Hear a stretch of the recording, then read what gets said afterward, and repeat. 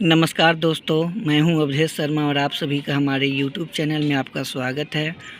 आज की वीडियो में आप सभी को ग्राम संगठन प्रशिक्षण का अध्याय नंबर 8 सामुदायिक निवेश निधि से संबंधित जानकारी देने वाले हैं। तो आप सभी हमारे वीडियो में बने रहिएगा, वीडियो को फुल वॉच कीजिएगा और ऐड को स्किप नहीं कीजिएगा। तो चलिए हम आप लोग को बताते हैं सामुदायिक निवेश राशि। देखिए यहाँ सामुदायिक निवेश राशि यानी CIF या ग्राम संगठन के स्तर पर प्रबंधन, तो सूक्ष्म योजना अनुमोदन प्रक्रिया, माइक्रो प्लानिंग एप्रीशियल प्रोसेस। तो देखिए यहाँ ग्राम संगठन का बैठक हो रहा है और ग्राम संगठन में कैसे पैसा आ रहा है और जा भी रहा है। तो इसका प्रथम चरण स्टेप हम आप लोग को बताते हैं। प्रखंड स्तरीय संघ की बैठक में अच्छे तरीक़ों से चलने वाले ग्राम संगठन का चयन कर ग्राम संगठन के गरीब से गरीब समूहों के लिए सूक्ष्म योजना तैयार करने के लिए योजना तैयार की जाती है। जैसे जो भी ग्राम संगठन लेन देन जिसका अच्छा चल रहा है और उसमें ज़्यादा गरीब से गरीब समूह हैं, तो उसमें सूक्ष्म योजना के तहत तैयार किया जाता है इस योजना का। और द्वितीय स्टेप में है कि ग्राम संगठन की कार्यकारिणी समिति की बैठक में पंचसूत्र का पालन करने वाले गरीब से गरीब समूह की सूक्ष्म योजना तैयार करने के लिए प्रशिक्षण देने का भी निर्णय लिया जाता है। तृतीय में है कि चयनित सदस्य समूह की बैठक में सभी सदस्यों की उपस्थिति में सूक्ष्म योजना तैयार की जाती है। जो चयनित जो होती है सदस्य होती हैं, तो उन्हीं की उपस्थिति में सूक्ष्म योजना का परफॉर्मा तैयार किया जाता है। उसके बाद चतुर्थ में है कि सूक्ष्म योजना समूह के प्रतिनिधियों द्वारा ग्राम संगठन की बैठक में प्रस्तुत की जाती है। पंचम चरण है स्टेप 5। ग्राम संगठन की बैठक में समूह द्वारा प्रस्तुत की गई सूक्ष्म योजना की समीक्षा निम्न बिंदुओं के आधार पर होती है।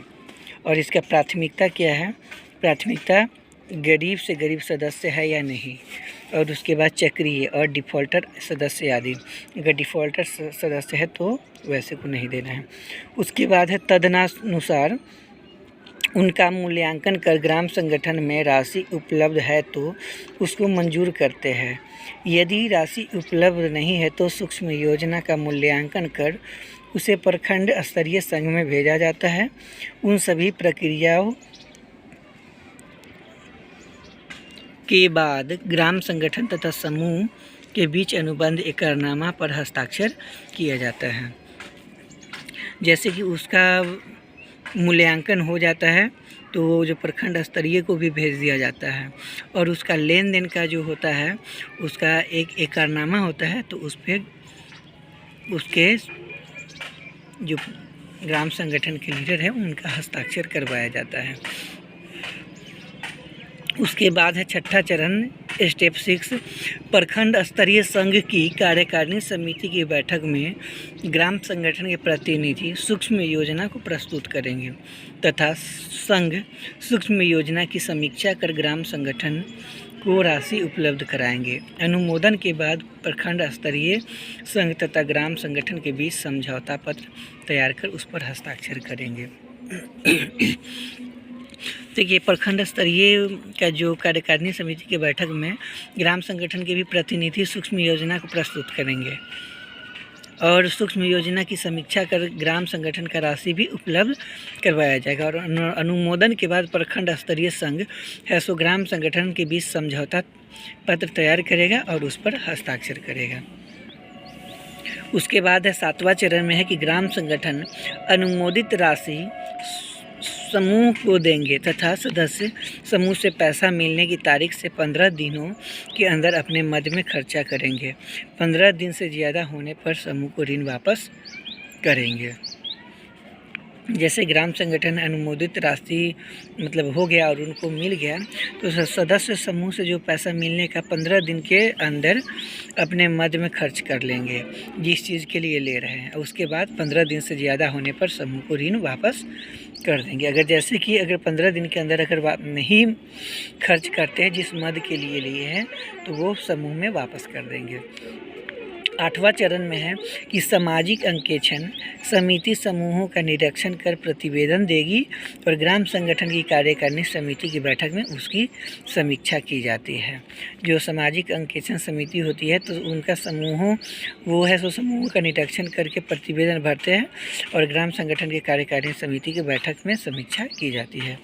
9वां चरण है कि ग्राम संगठन प्राथमिकता के आधार पर समूहों के लिए सूक्ष्म योजना बनाएंगे तथा उपलब्ध राशि के अनुसार बारी बारी से देंगे। जैसे कि ग्राम संगठन के जो प्राथमिकता है उसके आधार पर समूह को सूक्ष्म योजना बनाएंगे और उसके अनुसार उपलब्ध राशि बारी बारी से देंगे। 10वां चरण में स्टेप 10 सामुदायिक निवेश निधि CIF का ग्राम संगठन के स्तर पर प्रबंध। तो क्या है, निम्नलिखित चार्ट को दिखाकर सदस्यों को समझाएंगे।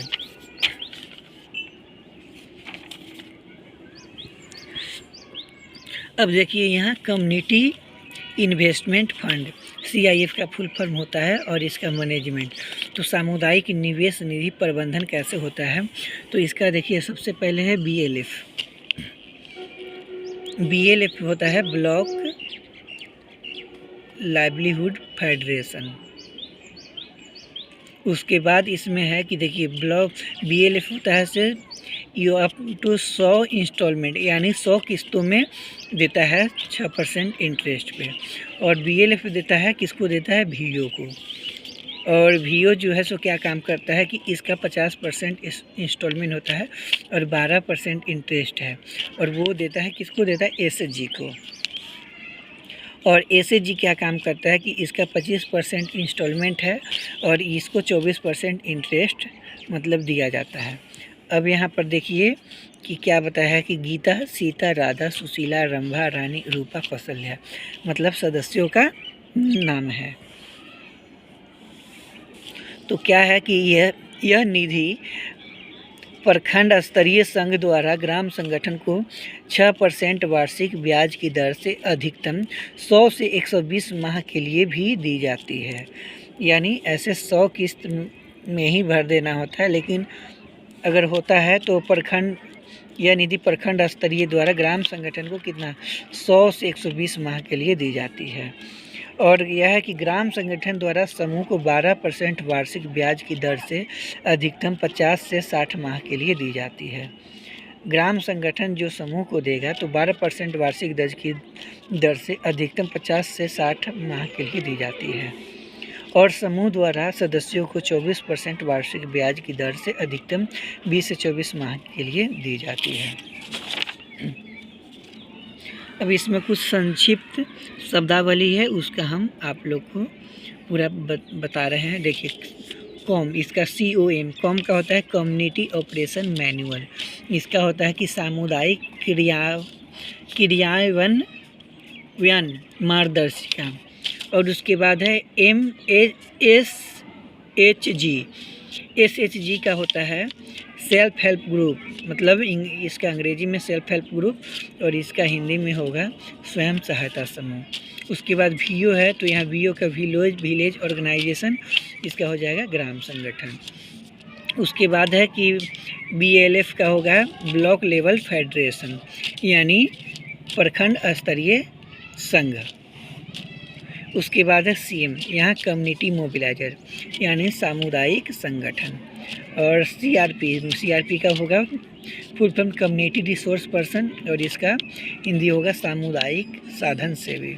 उसके बाद CC कम्युनिटी कोऑर्डिनेटर, इसका होगा हिंदी सामुदायिक समन्वयक। उसके बाद है AC का होता है एरिया कोऑर्डिनेटर में यानी क्षेत्रीय समन्वयक। उसके बाद है BPM ब्लॉक प्रोजेक्ट मैनेजर, तो प्रखंड स्तरीय प्रबंधक। उसके बाद है RP, तो इसका होता है RP का रिसोर्स पर्सन यानी साधन सेवी। उसके बाद है CBLAF, तो इसका cluster based livelihoods activity federation. इसका हिंदी है संकुल आधारित जीविकोपार्जन गतिविधि संघ। उसके बाद है JOB। GOB इसका होता है गवर्नमेंट ऑफ बिहार, यानी बिहार सरकार, गवर्नमेंट ऑफ बिहार। उसके बाद है PRI का है पंचायती राज इंस्टीट्यूशन, तो इसका हिंदी होता है पंचायती राज संस्था। उसके बाद NGO का होता है नॉन गवर्नमेंट ऑर्गेनाइजेशन, यानी गैर सरकारी संगठन। उसके बाद है SHPI, इसका होता है सेल्फ हेल्प प्रोमोटिंग इंस्टीट्यूट, यानी स्वयं सहायता समूह, स्वयं सहायता प्रस्थान संस्थान। उसके बाद है HH, इसका होता है हाउस होल्ड, यानी परिवार। उसके बाद है BPL, तो इसका है बिलो पॉवर्टी लाइन, यानी गरीबी रेखा के नीचे। उसके बाद है BPIU, तो BPIU का होता है ब्लॉक प्रोजेक्ट इम्प्लीमेंटेशन यूनिट, प्रखंड परियोजना क्रियान्वयन इकाई। उसके बाद है DPCU का होता है डिस्ट्रिक्ट प्रोजेक्ट कोऑर्डिनेशन यूनिट, जिला परियोजना समन्वय इकाई। उसके बाद है MP मतलब माइक्रो प्लान। उसके बाद उसका हिंदी है लघु योजना। और इसका है CIF कम्युनिटी इन्वेस्टमेंट फंड, सामुदायिक निवेश निधि। उसके बाद ICF इनिशियल कैपिटलाइजेशन फंड, इसका होता है आरंभिक पूंजीकरण निधि। और उसके बाद है EC एग्जीक्यूटिव कमेटी। उसके बाद है कार्यकारिणी समिति। तो चलिए इतना ही पर हम वीडियो को क्लोज करते हैं। एक बार आप लोगों को हम शुरू से अब तक बता देते हैं। आप सभी हमारे वीडियो में बने रहिएगा।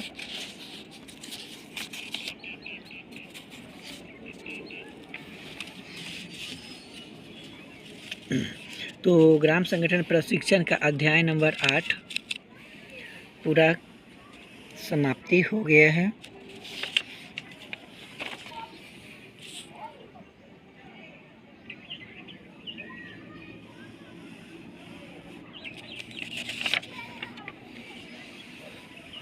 अगर इसमें आपको कहीं भी किसी भी तरह का समझने में दिक्कत हुआ होगा, यहाँ देखिए BLF जो बताते ना, इसका ब्लॉक लेवल फेडरेशन है। उस समय मिस्टेक से लाइवलीहुड बुलाई हो गया था, इसका है ब्लॉक लेवल फेडरेशन।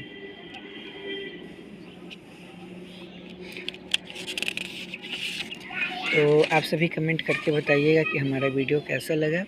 अगर हमारा वीडियो अच्छा लगा होगा तो लाइक कीजिएगा, कमेंट कीजिएगा, चैनल को सब्सक्राइब कर लीजिएगा और बेल आइकन को प्रेस करना नहीं भूलिएगा। तो आप सभी का हमारे वीडियो में बने रहने के लिए बहुत बहुत धन्यवाद। सभी को एक साथ बाय बाय।